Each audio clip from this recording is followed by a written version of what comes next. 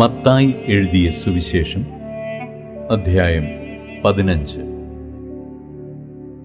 അനന്തരം യെരൂശലേമിൽ നിന്ന് പരീശന്മാരും ശാസ്ത്രിമാരും യേശുവിൻ്റെ അടുക്കൽ വന്നു. നിന്റെ ശിഷ്യന്മാർ പൂർവന്മാരുടെ സമ്പ്രദായം ലംഘിക്കുന്നത് എന്ത്? അവർ ഭക്ഷിക്കുമ്പോൾ കൈ കഴുകുന്നില്ലല്ലോ എന്ന് പറഞ്ഞു. അവൻ അവരോട് ഉത്തരം പറഞ്ഞത്, നിങ്ങളുടെ സമ്പ്രദായം കൊണ്ട് നിങ്ങൾ ദൈവകൽപ്പന ലംഘിക്കുന്നത് എന്ത്? അപ്പനെയും അമ്മയെയും ബഹുമാനിക്ക എന്നും അപ്പനെയോ അമ്മയെയോ ദുഷിക്കുന്നവൻ മരിക്കണമെന്നും ദൈവം കൽപ്പിച്ചുവല്ലോ. നിങ്ങളോ ഒരുത്തൻ അപ്പനോടെങ്കിലും അമ്മയോടെങ്കിലും നിനക്ക് എന്നാൽ ഉപകാരമായി വരേണ്ടത് വഴിപാടെന്ന് പറഞ്ഞാൽ അവൻ അപ്പനെ ബഹുമാനിക്കണ്ട എന്ന് പറയുന്നു. ഇങ്ങനെ നിങ്ങളുടെ സമ്പ്രദായത്താൽ നിങ്ങൾ ദൈവവചനത്തെ ദുർബലമാക്കിയിരിക്കുന്നു. കപടഭക്തിക്കാരെ, നിങ്ങളെക്കുറിച്ച് യെശയ്യാവ്, ഈ ജനം അധരം കൊണ്ട് എന്നെ ബഹുമാനിക്കുന്നു, എങ്കിലും അവരുടെ ഹൃദയം എന്നെ വിട്ട് അകന്നിരിക്കുന്നു. മാനുഷകൽപ്പനകളായ ഉപദേശങ്ങളെ അവർ പഠിപ്പിക്കുന്നതുകൊണ്ട് എന്നെ വ്യർത്ഥമായി ഭജിക്കുന്നു എന്നിങ്ങനെ പ്രവചിച്ചത് ഒത്തിരിക്കുന്നു. പിന്നെ അവൻ പുരുഷാരത്തെ അരികെ വിളിച്ച് അവരോട് പറഞ്ഞത്, കേട്ട് ഗ്രഹിച്ചുകൊള്ളുവിൻ.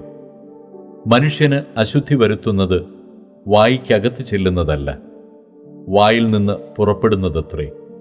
അത് മനുഷ്യനെ അശുദ്ധമാക്കുന്നു. അപ്പോൾ ശിഷ്യന്മാർ അടുക്ക വന്നു. പരീശന്മാർ ഈ വാക്ക് കേട്ട് ഇടറിപ്പോയി എന്ന് അറിയുന്നുവോ എന്ന് ചോദിച്ചു. അതിന് അവൻ, സ്വർഗസ്ഥനായ എൻ്റെ പിതാവ് നട്ടിട്ടില്ലാത്ത തൈയൊക്കെയും വേരോടെ പറഞ്ഞു പോകും. അവരെ വിടുവിൻ, അവർ കുരുടന്മാരായ വഴികാട്ടികളത്രേ. കുരുടൻ കുരുടനെ വഴി നടത്തിയാൽ ഇരുവരും കുഴിയിൽ വീഴുമെന്ന് ഉത്തരം പറഞ്ഞു. പത്രോസ് അവനോട്, ആ ഉപമ ഞങ്ങൾക്ക് തെളിയിച്ചു തരേണം എന്ന് പറഞ്ഞു. അതിന് അവൻ പറഞ്ഞത്, നിങ്ങളും ഇന്നുവരെ ബോധമില്ലാത്തവരും, വായ്ക്കകത്ത് കിടക്കുന്നത് എല്ലാം വയറ്റിൽ ചെന്നിട്ട് മറപ്പുരയിൽ പോകുന്നു എന്ന് ഗ്രഹിക്കുന്നില്ലയോ? വായിൽ നിന്ന് പുറപ്പെടുന്നതോ ഹൃദയത്തിൽ നിന്ന് വരുന്നു. അത് മനുഷ്യനെ അശുദ്ധമാക്കുന്നു. എങ്ങനെയെന്നാൽ ദുശ്ചിന്ത, കൊലപാതകം, വ്യഭിചാരം, പരസംഗം, മോഷണം, കള്ളസാക്ഷ്യം, ദൂഷണം എന്നിവ ഹൃദയത്തിൽ നിന്ന് പുറപ്പെട്ടു വരുന്നു. മനുഷ്യനെ അശുദ്ധമാക്കുന്നത് ഇതത്രേ. കഴുകാത്ത കൈകൊണ്ട് ഭക്ഷിക്കുന്നതോ മനുഷ്യനെ അശുദ്ധമാക്കുന്നില്ല. യേശു അവിടം വിട്ടു സോർ, സീദോൻ എന്ന പ്രദേശങ്ങളിലേക്ക് വാങ്ങിപ്പോയി. ആ ദേശത്ത് നിന്ന് ഒരു കനാന്യ സ്ത്രീ വന്ന് അവനോട്, കർത്താവേ, ദാവീദ് പുത്ര, എന്നോട് കരുണ തോന്നണമേ, എൻ്റെ മകൾക്ക് ഭൂതോപദ്രവം കഠിനമായിരിക്കുന്നു എന്ന് നിലവിളിച്ചു പറഞ്ഞു. അവൻ അവളോട് ഒരു വാക്കും ഉത്തരം പറഞ്ഞില്ല. അവൻ്റെ ശിഷ്യന്മാർ അടുക്ക വന്നു. അവൾ നമ്മുടെ പിന്നാലെ നിലവിളിച്ചു കൊണ്ടുവരുന്നു, അവളെ പറഞ്ഞയക്കണമേ എന്ന് അവനോട് അപേക്ഷിച്ചു. അതിന് അവൻ, ഇസ്രായേൽ ഗൃഹത്തിലെ കാണാതെ പോയ ആടുകളുടെ അടുക്കലേക്കല്ലാതെ എന്നെ അയച്ചിട്ടില്ല എന്ന് ഉത്തരം പറഞ്ഞു.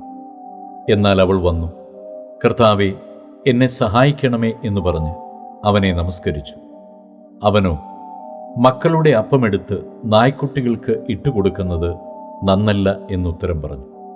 അതിന് അവൾ, അതേ കർത്താവേ, നായ്ക്കുട്ടികളും ഉടയവരുടെ മേശയിൽ നിന്ന് വീഴുന്ന നുറുക്കുകൾ തിന്നുന്നുണ്ടല്ലോ എന്ന് പറഞ്ഞു.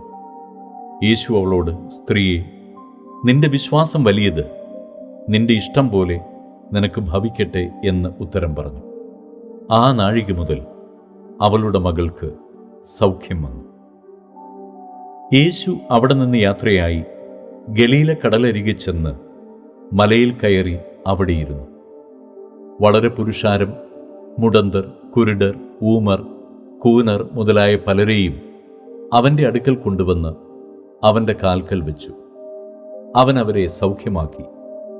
ഊമർ സംസാരിക്കുന്നതും കൂനർ സൗഖ്യമാകുന്നതും മുടന്തർ നടക്കുന്നതും കുരുടർ കാണുന്നതും പുരുഷാരം കണ്ടിട്ട് ആശ്ചര്യപ്പെട്ടു, ഇസ്രായേലിൻ്റെ ദൈവത്തെ മഹത്വപ്പെടുത്തി. എന്നാൽ യേശു തൻ്റെ ശിഷ്യന്മാരെ അടുക്ക വിളിച്ചു, ഈ പുരുഷാരം ഇപ്പോൾ 3 നാളായി എന്നോടുകൂടെ പാർക്കുന്നു. അവർക്ക് ഭക്ഷിപ്പാൻ ഒന്നുമില്ലായ്ക കൊണ്ട് അവരെക്കുറിച്ച് എനിക്ക് മനസ്സലിവ് തോന്നുന്നു. അവരെ പട്ടിണിയായി വിട്ടയപ്പാൻ മനസ്സുമില്ല. അവർ വഴിയിൽ വച്ച് തളർന്നു പോയേക്കും എന്ന് പറഞ്ഞു. ശിഷ്യന്മാർ അവനോട്, ഇത്ര വലിയ പുരുഷാരത്തിന് തൃപ്തി വരുത്തുവാൻ മതിയായ അപ്പം ഈ കാട്ടിൽ നമുക്ക് എവിടെ നിന്ന് എന്ന് പറഞ്ഞു. നിങ്ങളുടെ പക്കൽ എത്ര അപ്പമുണ്ട് എന്ന് യേശു ചോദിച്ചു. 7, കുറെ ചെറുമീനുമുണ്ട് എന്നവർ പറഞ്ഞു. അവൻ പുരുഷാരത്തോട് നിലത്ത് ഇരിപ്പാൻ കൽപ്പിച്ചു. ആ 7 അപ്പവും മീനും എടുത്തു വാഴ്ത്തി നുറുക്കി ശിഷ്യന്മാരുടെ പക്കലും ശിഷ്യന്മാർ പുരുഷാരത്തിനും കൊടുത്തു. എല്ലാവരും തിന്ന് തൃപ്തരായി. ശേഷിച്ച കഷണം അവർ 7 വട്ടി നിറച്ചെടുത്തു. തിന്നവരോ സ്ത്രീകളെയും പൈതങ്ങളെയും കൂടാതെ 4000 പുരുഷന്മാരായിരുന്നു. പിന്നെ അവൻ പുരുഷാരത്തെ പറഞ്ഞയച്ചിട്ട് പടകിൽ കയറി മഗദാദേശത്ത് എത്തി.